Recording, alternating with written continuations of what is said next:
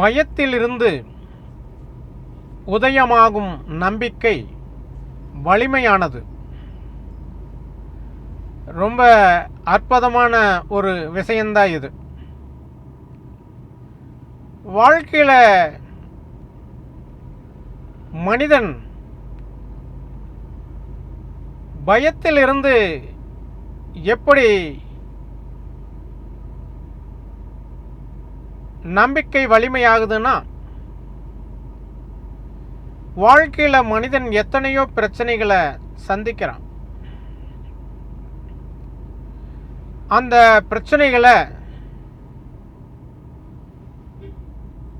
எதையுமே சரி செய்ய முடியாம எத்தனையோ விஷயங்கள் அவனுடைய கட்டுக்கடங்காம போறதுனால பலவிதமான அனுபவங்களை அவன் கத்துக்கிறான்.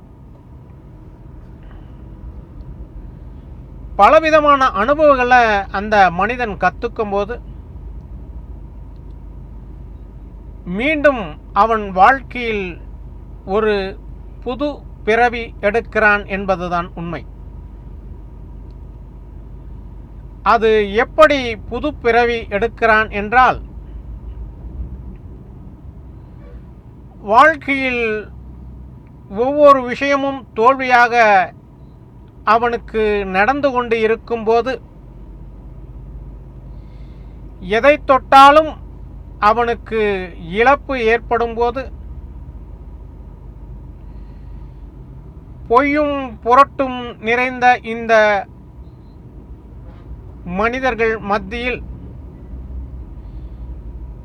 அவன் பலவிதமான சூழ்நிலைகளில் ஏமாற்றம் அடையும் போது, வாழ்க்கையில் அத்தனை பக்குவங்களையும் அவன் அடைந்து விடுகிறான். அவன் சிறந்த ஒரு அனுபவசாலியாக மாறிவிடுகிறான்.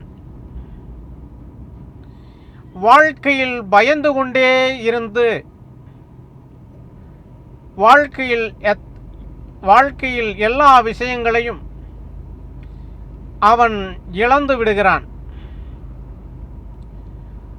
பிறகு அவன் வாழ வேண்டும் என்ற எண்ணம் அவனுக்குள் பிறக்கும்போது, வாழ வேண்டும் என்ற எண்ணம் உருவாகும்போது மீண்டும் அவன் பிறக்கிறான்.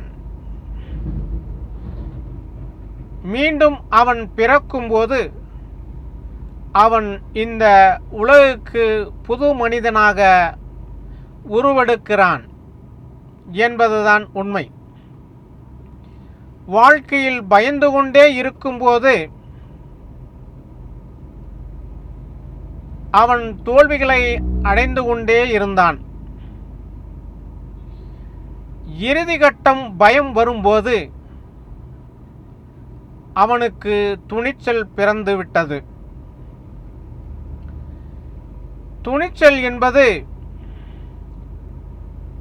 ஒருவனுக்கு உச்சத்தை அடையும் போது அவன் பயத்திலிருந்து உருவாக்கிய அந்த துணிச்சல்தான்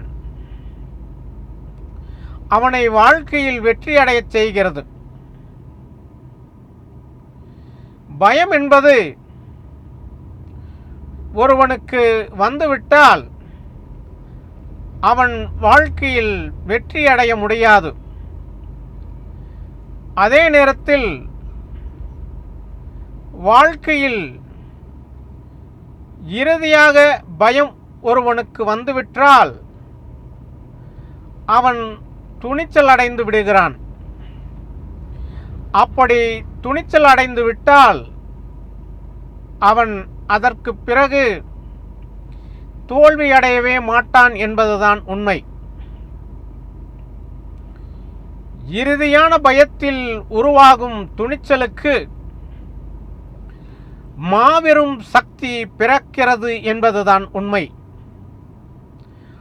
அப்படி மாபெரும் சக்தி ஒரு மனிதனுக்கு பிறந்துவிட்டால் அவனிடம் உள்ள அத்தனை பேர்களும்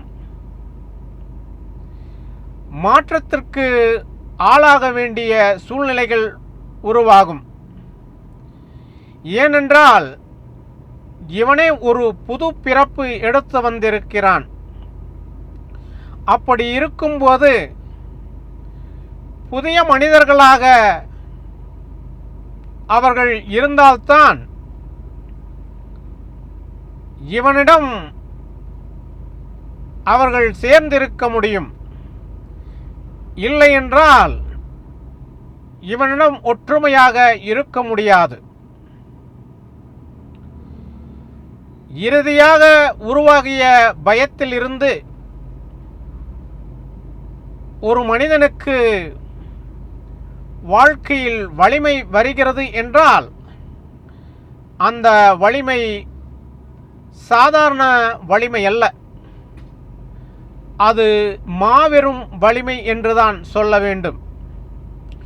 மாபெரும் வலிமை வந்துவிட்டால் அவனுக்கு வாழ்க்கையில் என்றும் தோல்வி இருக்காது. ஒவ்வொரு நாளும் வெற்றியாகத்தான் இருக்கும். ஏனென்றால் மாபெரும் வலிமை எப்படி ஒரு மனிதனுக்கு உருவாகிறது என்றால் மகத்தான விஷயங்களை அவன் அனுபவித்து இருக்கிறான் என்பதுதான் உண்மை.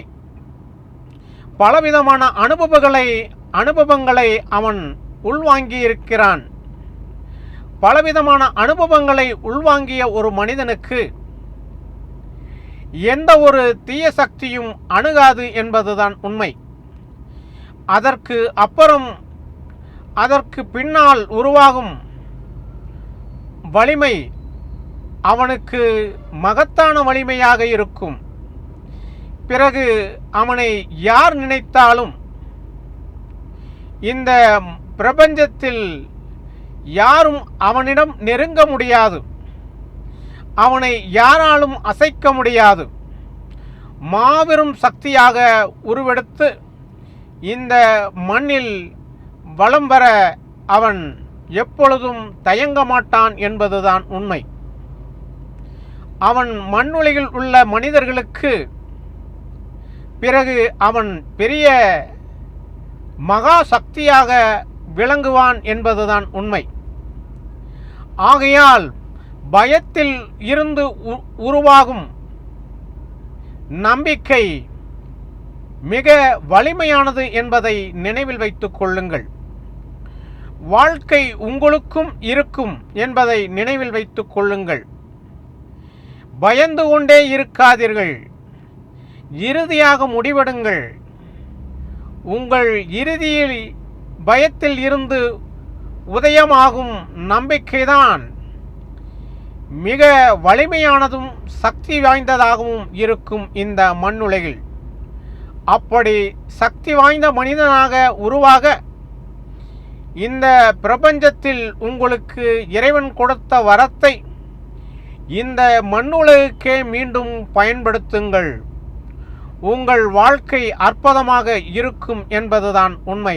நன்றி.